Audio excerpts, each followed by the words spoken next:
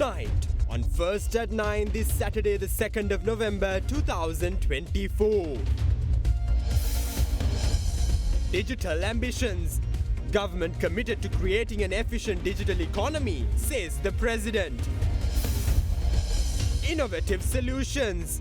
Expert highlights the necessity of innovation for export diversification. Hopeful recoveries. Majority of students injured in the fatal bus collisions out of danger, confirms hospital authorities. KDU to sponsor the funerals of the deceased. ඔබේ විශ්වාසය දෙනු සෙන්සුරයින් දැන් ළඟමැති ෆාමසියෙන් ලබාගත හැක. Crunchy goodness for hunger on the go. කට්ට පරිස්සම් කරගත්තොත් අපි පරිස්සම්. From Derana, this is Derana First at 9. Live from Studio 24 in Colombo. Good evening and welcome to Derana First at 9. I'm Aditya Dirisinghe joining you live with the latest in Sri Lanka and around the world. Now taking you straight to your top story this evening, President Anura Dissanayake says the government is committed to creating an efficient digital economy by abolishing inefficient state sector services. Addressing a rally in Kandy, President Dissanayake said the government will establish a ministry for digital economy for the purpose. Speaking further, the head of state said that his government has already appointed a committee headed by Justice Chitrasiri to take the necessary steps to abolish the privileges of parliamentarians and former presidents.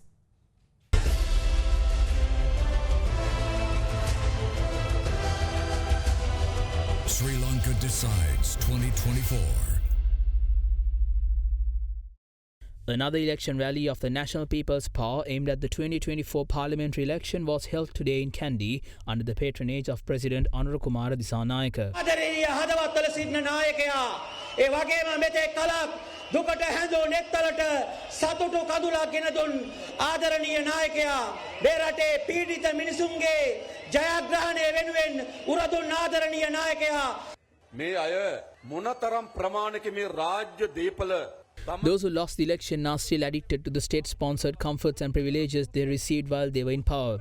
Even though they were defeated, they still yearn for them. Despite their defeat, they continue to request that we provide them security, vehicles, fuel allowances and chef to cook their meals. The National People's Power will end that tradition. We have already appointed a committee headed by Justice Chitrasiri to take the necessary steps to abolish the privileges of parliamentarians, ministers, former presidents, former parliamentarians and former ministers. We will do that. In recent times, unregistered vehicles and vehicles that were imported to Sri Lanka without following the due process were discovered from several areas. They were not registered with the Registration of Motor Vehicles Department. A regular citizen would not be so brave to drive a vehicle without a license plate number. However, ministers drive such vehicles without any fear. They also use vehicles misappropriated from the customs and vehicles assembled in Sri Lanka. That is because they were accustomed to living above the law. Our team may be new to parliament, however they are not new to politics. They have been in politics representing the people for a very long period of time. They are honest and free of corruption. If you want to end corruption, vote for the National People's Power and elect more members to the parliament. Our government is focused on setting up a digital economy.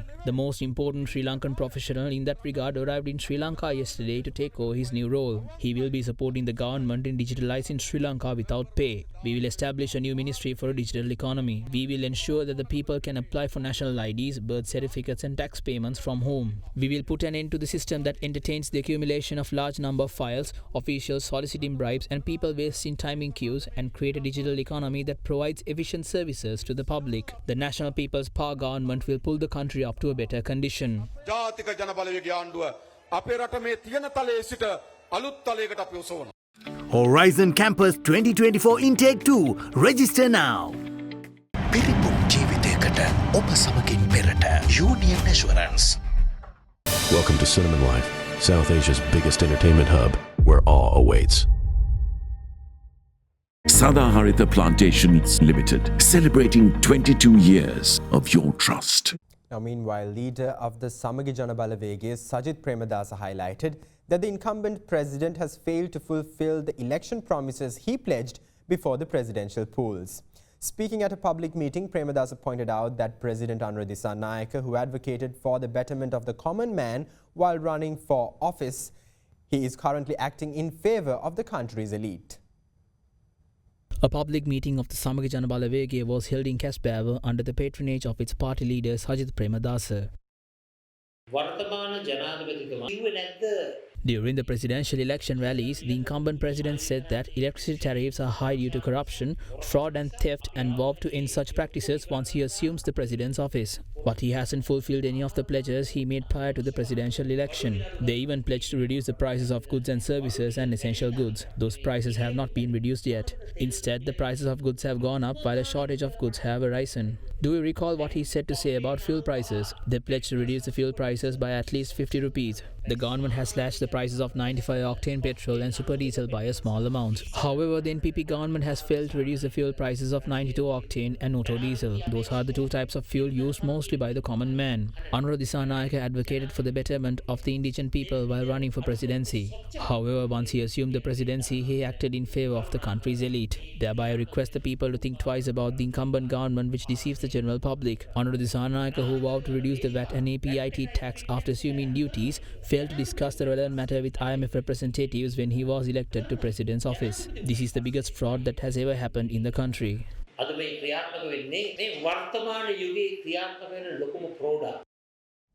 Leader of the Sarva Jana Balaya, Dilip Jayawira, vowed that his alliance will form a bold opposition that will defend the nation against foreign liberalism.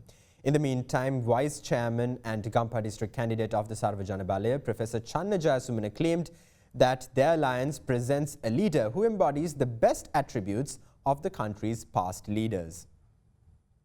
Another public meeting of the Sarva Jana Balaya was held today in Kotogoda in Jala ahead of the upcoming general election under the patronage of the alliance's leader Dilip Jayawira.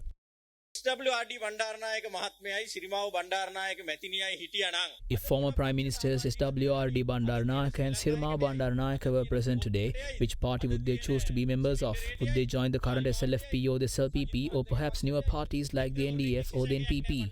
Would they consider Sajith Premadasa's party?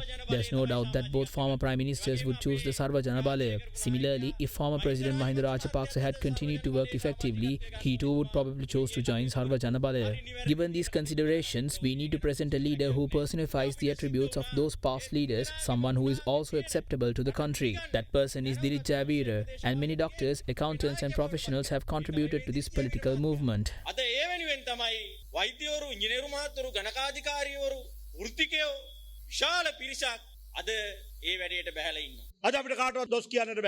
අපි නිර්මාණය කළා තියෙන්නේ මේ රටට ආදරය කරන මේ රටේ මව්බිමට ආදරය කරන මිනිසුන්ගේ කඳවුර. We won't criticize anyone. We have created a political camp of patriots. There is not a single corrupt individual in this group. We will show them how it is done and we will end corruption in politics. President Anura Dissanayake, who came to power by making promises that he cannot keep, should keep in mind that a bold opposition is on its way. We will not let anyone deceive the public and continue their political journey. Lakshman Nipunarachi says that the country was destroyed by trade unions. He complains about the unions' continuing strikes since it interrupts the children's education and the public's day-to-day life. Then he proceeds to say that trade unions will be dissolved. Are we responsible for those issues now? A major economic meltdown occurred due to the previous strikes and protests. If foreign liberalism accepts to destroy this nation, our alliance will lead the fight against it. මේ රට විනාශ කරනවා නම් ඊට විරුද්ධව පෙනී සිටින්නටයි අපි මේ එඩිතර විපක්ෂය හදන්නේ.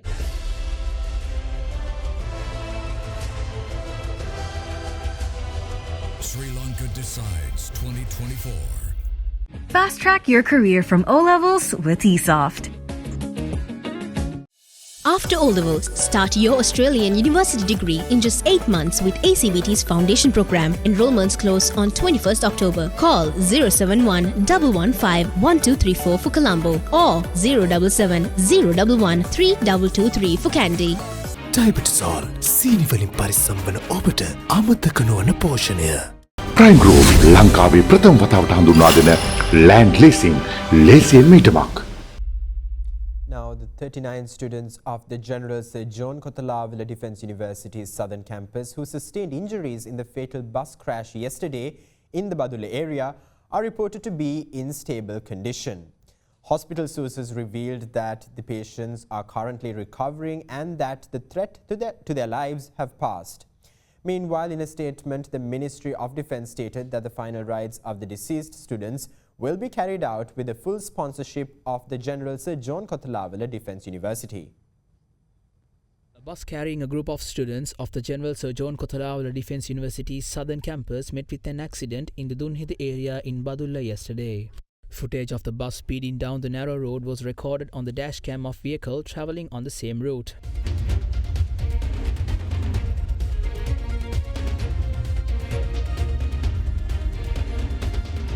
In the immediate aftermath of the accident, all 41 passengers of the bus were promptly admitted to the Badulla Teaching Hospital. However, 2 of the injured had tragically succumbed to their injuries upon admission. The deceased were identified as 2 23-year-old female students of the university. The post-mortem examinations conducted on the remains of the 2 female students revealed the cause of death to be serious trauma to the head caused as a result of the tragic accident.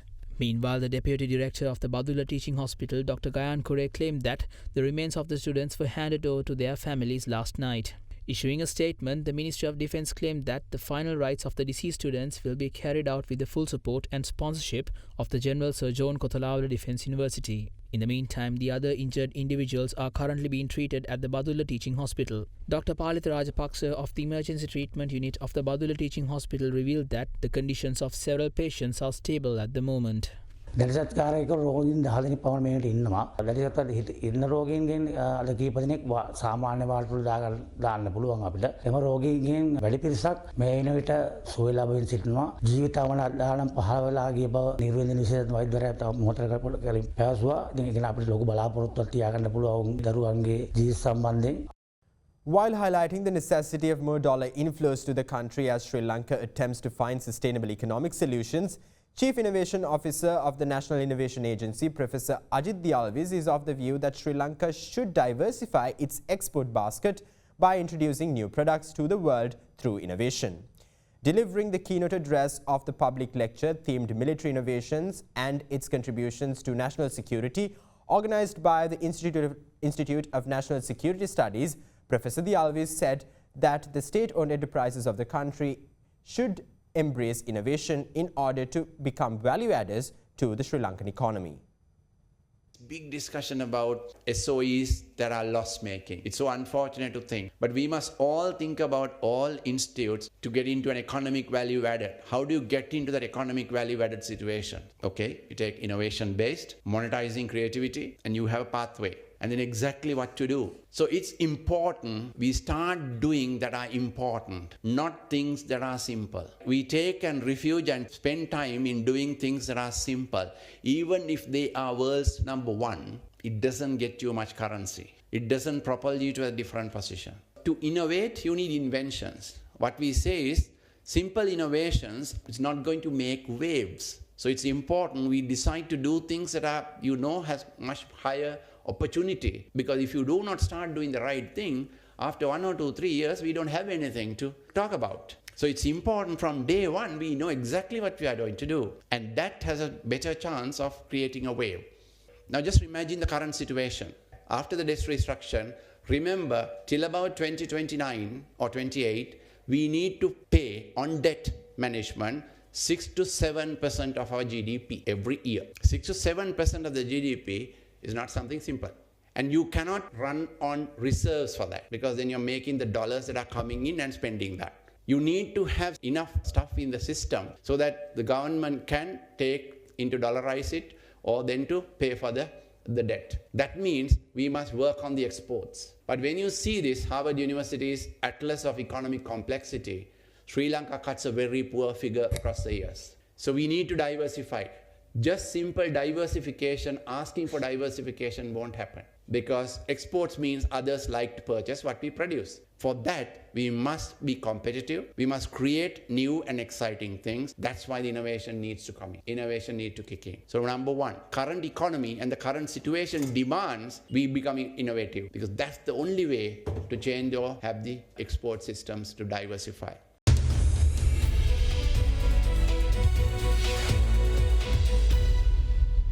Welcome back. Now, according to the Minister of Finance, Sri Lanka's external sector demonstrated positive momentum in the first 8 months of 2024, with worker remittances raking in $4.288 billion, while earnings from tourism grew significantly to $2.167 billion. Through the recently released mid-year fiscal report, the Minister of Finance also claims that the Colombo Stock Exchange recorded an increase in net inflows of $44.4 million in the first 8 months of 2024 compared to $15.4 million in the same period of 2023. Through the mid-year fiscal report, the Ministry of Finance revealed that Sri Lanka's external sector demonstrated positive momentum in the first 8 months of 2024, with increased inflows from workers' remittances and earnings from tourism despite a widened trade deficit. Inflows from workers' remittances increased significantly by 11% to $4.3 billion, while earnings from tourism grew significantly by 66.1% to $2.2 billion. The total exports increased by 6.1% to $8.5 billion and total imports increased by 10% to $12.1 billion, which in turn widened the trade deficit to $3.6 billion. The gross official reserves increased to $6 billion at the end of August 2024. The Colombo Stock Exchange recorded an increase in net inflow of $44.4 million in the first 8 months of 2024 compared to $15.4 million in the same period of 2023. Net inflow to the government securities market was recorded as a net outflow of $251.4 million in the first 8 months of 2024 compared to the inflow of $351.6 million in the same period of 2023. The overall balance of payments recorded a surplus of $2.2 billion in the first 8 months of 2024 compared to a surplus of $2 billion in the same period of 2023. The Sri Lankan rupee appreciated by 8.2% against the US dollar by the end of September 2024. Earnings from exports increased by 6.1% to $8.5 billion in the first 8 months of 2024 compared to $8 billion in the same period of 2023, with the increase in earnings from industrial, agricultural and mineral exports due to the recovery of the domestic export industry with economic revival and increased demand from the foreign markets.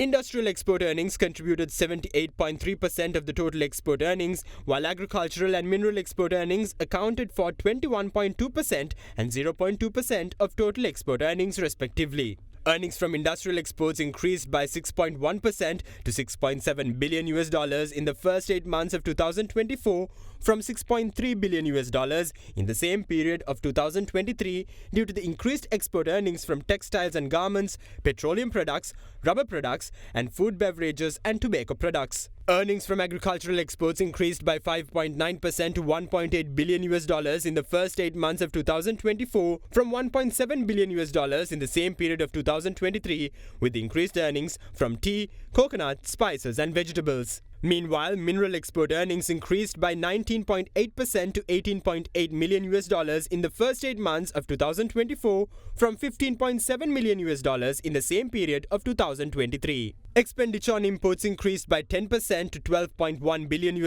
the first 8 months of 2024 compared to $10.974 billion in the same period of 2023 due to the increase in import expenditure on consumer, intermediate and investment goods with the revival of economic activity and removal of import restrictions, combined with the impact of high commodity prices of the global market. Import expenditure on consumer, intermediate and investment goods of the total import expenditure accounted for 18%, 64.2% and 17.7% respectively. Import expenditure on consumer goods increased by 7.3% to $2.2 billion in the first 8 months of 2024 compared to $2 billion in the same period of 2023 due to the increased import expenditure on food and beverages and non-food consumer goods. Import expenditure on consumer goods increased by 7.3% to $2.2 billion in the first 8 months of 2024 in the same period of 2023 due to the increased import expenditure on food and beverages and non-food consumer goods. Import expenditure on intermediate goods increased by 7.9% to $7.8 billion in the first 8 months of 2024. Import expenditure on intermediate goods increased by 7.9%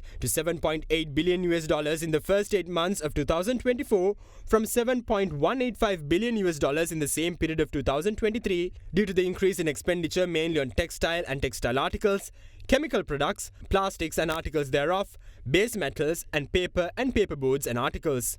Import expenditure on fuel declined by 5.9% to $2.9 billion in the first 8 months of 2024, with a significant decline in coal import expenditure by 50% to $170.5 million, and import expenditure on crude oil dropping by 28.5% to $570.1 million, despite the expenditure on refined petroleum increasing by 11.1% to $2.2 billion.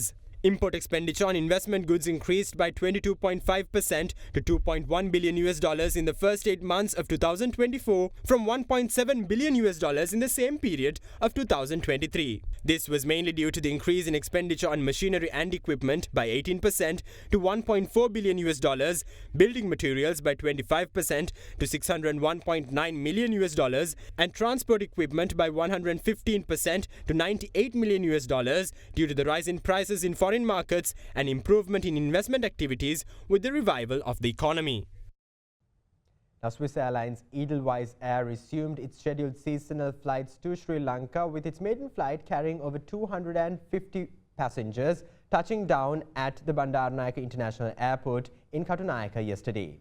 Edelweiss Air will continue 2 direct flight services to Colombo until May 2025. Swiss leisure and charter airline Edelweiss Air resumed scheduled seasonal flight operations to Sri Lanka for the winter season, with the first flight carrying 221 passengers arriving at the Bandaranaike International Airport in Katunayake last morning. Airport and Aviation Services of Sri Lanka ceremonially welcomed the Airbus A340-300 inaugural flight with a water salute.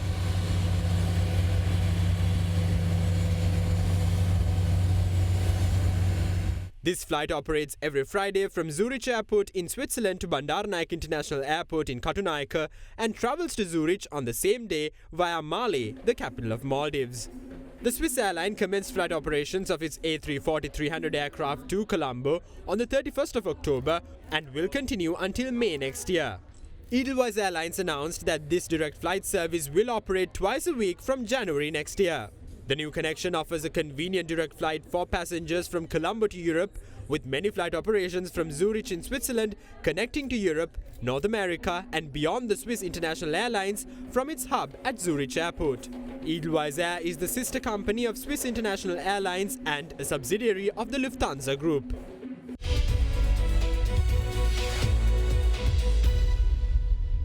And now here's a look at some corporate news in brief. The Consulate General of Sri Lanka in Mumbai, together with the Industrial Development Board and the Export Development Board of Sri Lanka, organised the Sri Lanka Pavilion at the 5th edition of the World Trade Expo. WTE 2024 was organised by the World Trade Centre Mumbai, India, in collaboration with the All India Association of Industries from the 17th to the 18th of October 2024, with a focus on trade, technology, tourism and education. Representatives of 4 Sri Lankan companies in the fields of Ceylon spices, coconut products, cocoa products, dehydrated fruits and Ceylon tea took part in the Sri Lankan Pavilion.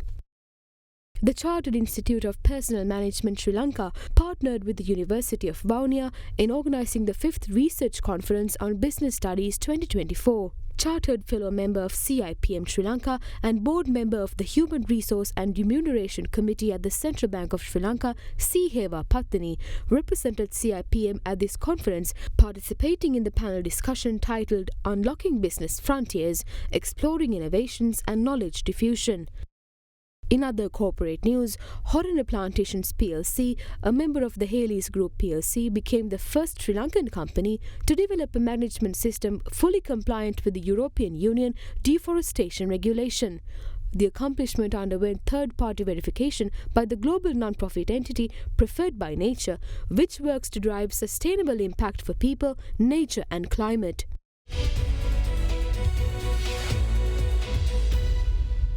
That's all the news we have for you tonight. Thank you. Have a great night.